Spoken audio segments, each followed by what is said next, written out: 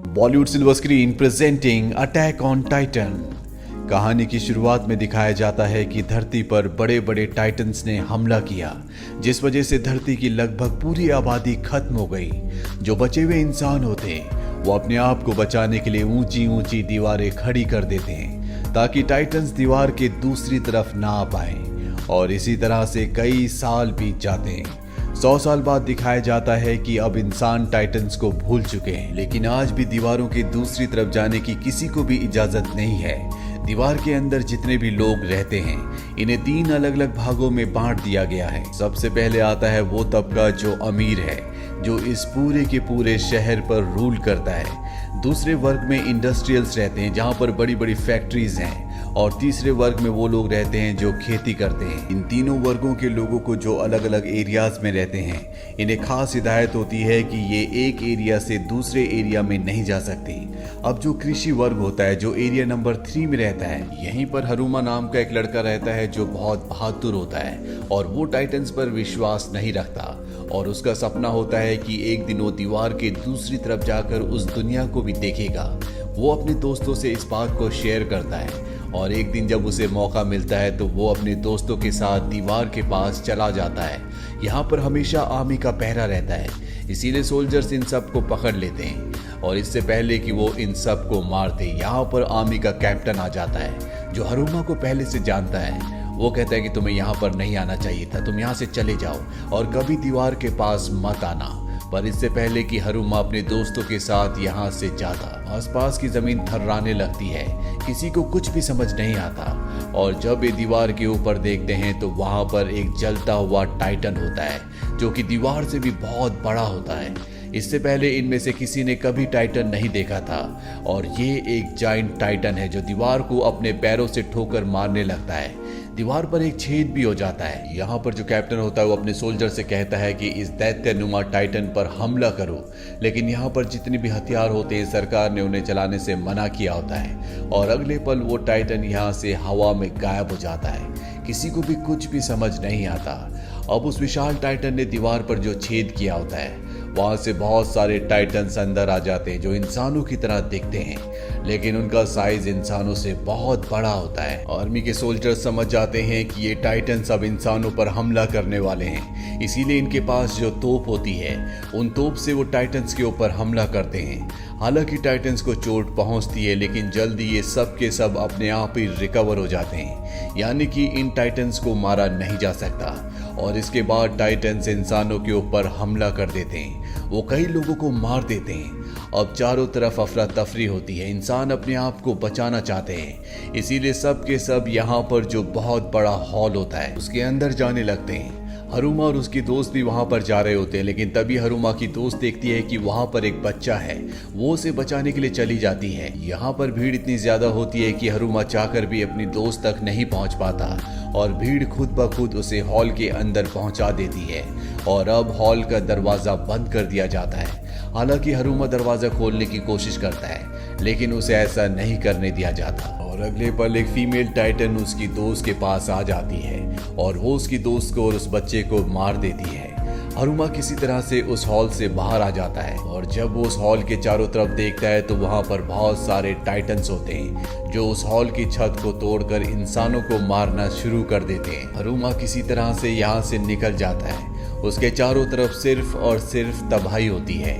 अब 2 साल बाद का वक्त दिखाया जाता है जहां पर हरुमा इंडस्ट्रियल एरिया में है, जिसे एरिया 2 कहा जाता है। दरअसल यहाँ की दीवारें बहुत ऊंची और बहुत ज्यादा मजबूत थी, इसीलिए टाइटन्स यहाँ तक नहीं पहुंच पाए होते। इसीलिए जितने भी बचे हुए लोग थे वो सब के सब एरिया 2 में यानी कि इंडस्ट्रियल एरिया में आ चुके हैं। लेकिन यहाँ आने के बाद भी इन लोगों की हालत बहुत ज्यादा खराब होती है, क्योंकि यहाँ पर आबादी बहुत ज्यादा है। इन्हें ना तो यहाँ पर पर्याप्त खाना और ना ही पर्याप्त पानी मिलता है। और अगर ये जिंदा रहना चाहते हैं, भरपेट खाना खाना चाहते हैं, तो इन्हें अपने एरिया को, जिसे एरिया 3 कहा जाता है, जहां पर सबसे निचले वर्ग के लोग रहा करते थे, जहां अब टाइटन्स का कब्जा है, उस एरिया को टाइटन्स के कब्जे से छुड़ाना होगा। इसीलिए यहाँ पर आर्मी की एक टीम बनाई जाती है जो कि टाइटन से लड़कर उस एरिया को पूरी तरह से टाइटन से मुक्त करेंगे। और इस टीम में हरुमा भी होता है। दरअसल टाइटन्स ने उसकी दोस्त को मार दिया था और अब वो अपनी दोस्त की मौत का बदला लेना चाहता है। अब कमांडर सभी सोल्जर से कहता है कि एरिया नंबर 3 में जिस होल से सब के सब टाइटन्स अंदर आए थे उस होल को हमें बंद करना होगा। हम वहां पर एक ब्लास्ट करेंगे जिससे आसपास का वहां का जितना भी मलबा है उस होल के सामने आ जाएगा, जिससे होल बंद हो जाएगा और टाइटन्स कभी भी दोबारा एरिया नंबर 3 में नहीं आ पाएंगे। ये दीवार बहुत ज्यादा मजबूत होती है जिसे टाइटन्स तोड़ नहीं सकते। यहाँ पर इन्हें ये भी पता चल चुका होता है कि टाइटन्स को कैसे मारा जा सकता है। दरअसल अगर पीछे से उनकी गर्दन पर वार किया जाए तो टाइटन्स मारे जाएंगे और दोबारा जिंदा नहीं होंगे। अब रात के अंधेरे में ये पूरी की पूरी टीम एरिया नंबर 3 में एंटर कर जाती है और जब ये थोड़ा सा आगे जाते हैं तो वहां पर इन्हें एक बच्चे के रोने की आवाज आती है। अब यहाँ पर जो फीमेल सोल्जर होती है वो बच्चे की मदद के लिए उस जगह की तरफ बढ़ जाती है जहां से आवाज आ रही होती है। हरुमा भी उसके पीछे पीछे चला जाता है और जब ये उस बच्चे तक पहुंचते हैं तो ये देखते हैं कि ये इंसान का नहीं बल्कि टाइटन्स का बच्चा है जो कि बहुत ही विशाल होता है।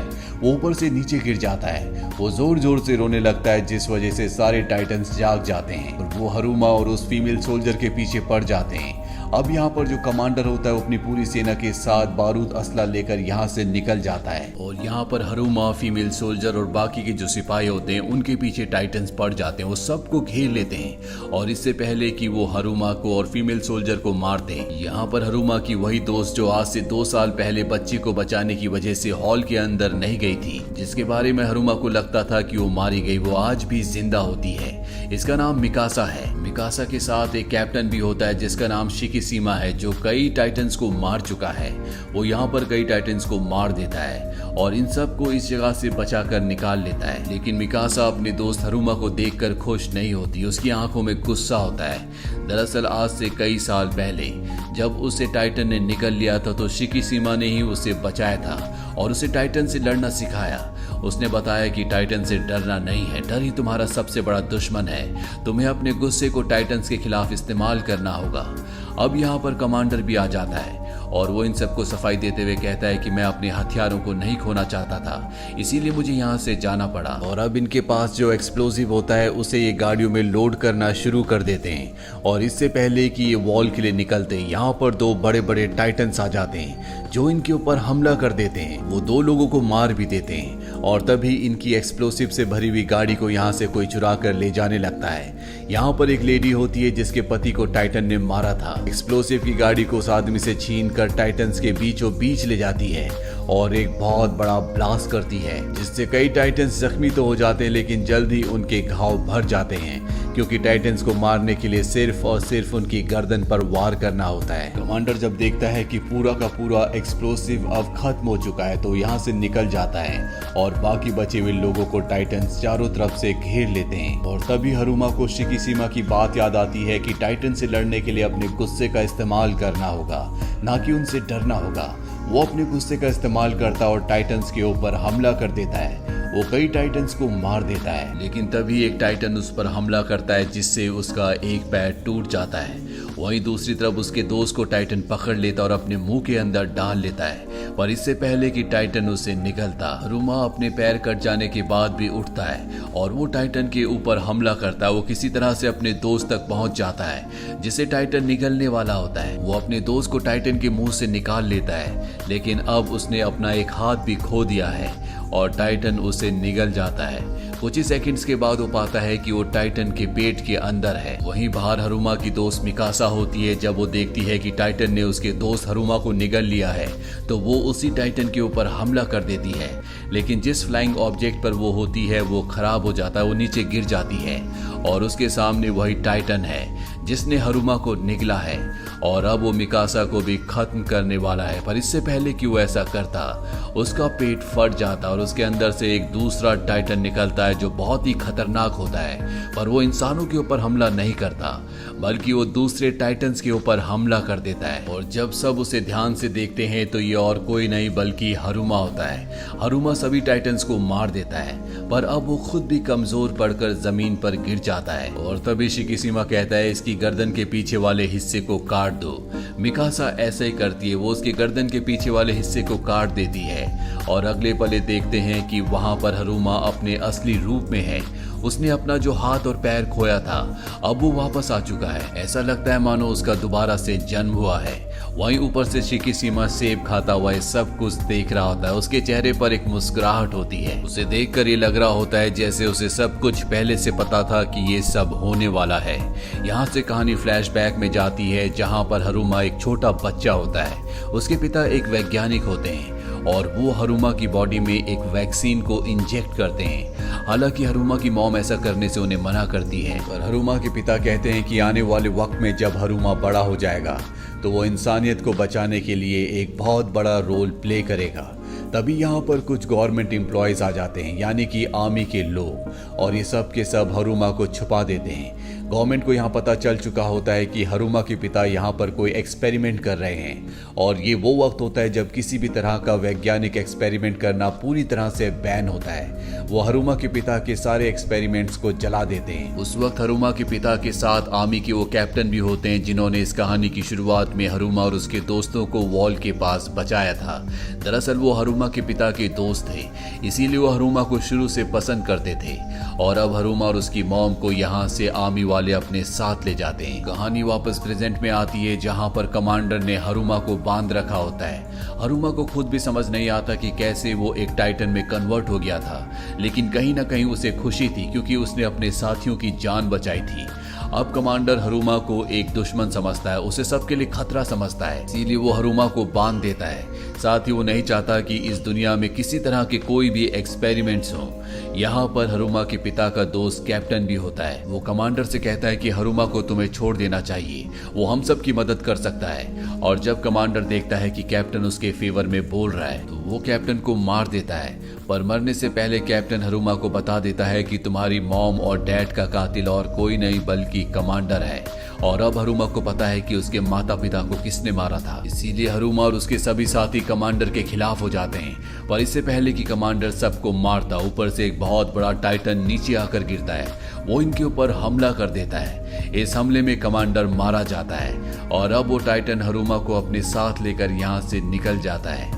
अब जो हरुमा के बचे हुए दोस्त हैं उन्हें समझ नहीं आता कि उन्हें क्या करना चाहिए। वहीं हरुमा को दिखाया जाता है जिसके सामने अब शिकीशिमा है। शिकीशिमा उसे बताता है कि जो टाइटन्स हैं इन्हें और किसी ने नहीं बल्कि इंसानों ने बनाया है।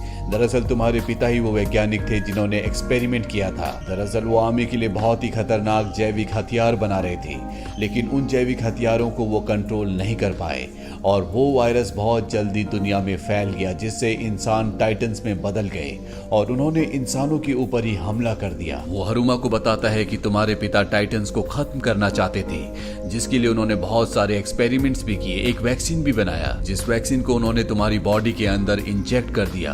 पर इससे पहले कि वो अपने एक्सपेरिमेंट को पूरी तरह से खत्म करके दुनिया से सभी टाइटन्स को खत्म कर दे, उन्हें मार दिया गया और उनका एक्सपेरिमेंट बीच में ही रुक गया। लेकिन जो वैक्सीन तुम्हारे पिता ने तुम्हारे अंदर डाली थी उससे तुम उन सभी टाइटन्स का सामना कर सकते हो, तुम कभी भी टाइटन में बदल सकते हो। और ये बात मैं पहले से जानता था। मैं इस गवर्नमेंट के खिलाफ हूँ क्योंकि ये डरपोक है, ये टाइटन्स का सामना नहीं करना चाहती बल्कि इन बड़ी बड़ी दीवारों के पीछे हमेशा के लिए छुपना चाहती है, जबकि मैं टाइटन्स को खत्म करना चाहता हूँ। हरुमा को शिकीशिमा की बात सही लगती है और वो भी उसका साथ देने के लिए तैयार हो जाता है। वही हरुमा के दोस्तों को दिखाया जाता है जो एक और बम को रिकवर कर लेते हैं और उसे ट्रक में लोड करके दीवार की तरफ जाने लगते हैं जहां पर वो होल है, जिस होल के अंदर से टाइटन्स एरिया 3 में आते हैं। लेकिन तभी इनके सामने शिकीशिमा आ जाता है और वो कहता है कि हमें इस हथियार का इस्तेमाल उस दीवार का होल बंद करने के लिए नहीं करना चाहिए, बल्कि हम इसका इस्तेमाल करेंगे एरिया 2 की दीवार गिराने के लिए, ताकि वो लोग मजबूर हो जाए टाइटन से लड़ने के लिए। यही एक रास्ता है कि हम टाइटन्स को खत्म कर सकते हैं, नहीं तो हमें जिंदगी भर इन दीवारों के पीछे छुप कर रहना होगा। एक बार हम टाइटन्स को खत्म कर दे उसके बाद हम इस गवर्नमेंट को भी गिरा देंगे और फिर हम आजादी से अपनी मर्जी से सबके सब एक समान जिएंगे। लेकिन हरुमा को और उसके दोस्तों को ये बात बिल्कुल सही नहीं लगती क्योंकि ऐसा करने से बहुत सारे मासूम लोगों की जान चली जाएगी।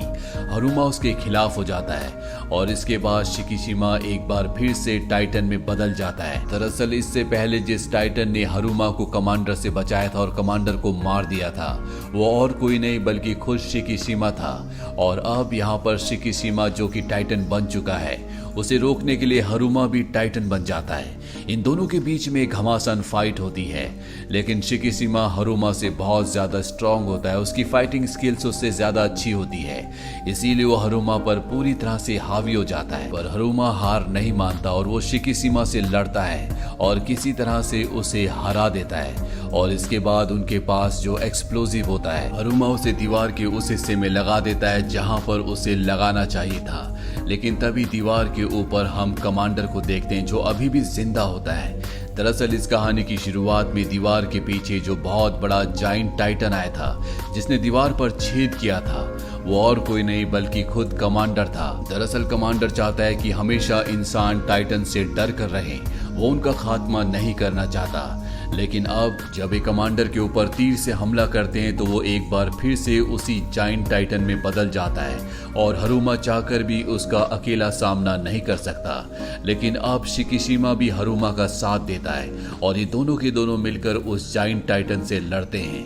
और इसी लड़ाई के बीच में इनके पास जो एक्सप्लोजिव जो मिसाइल होती है, ये उसे कमांडर जो कि टाइटन बन चुका है उसके मुंह के अंदर डाल देते हैं। और जब वो ब्लास्ट होती है तो न सिर्फ कमांडर का खात्मा होता है बल्कि दीवार के कुछ हिस्से टूटने से और टाइटन के मलबे से वो छेद भी बंद हो जाता है जहां से दूसरे टाइटन्स एरिया 3 में आया करते थे।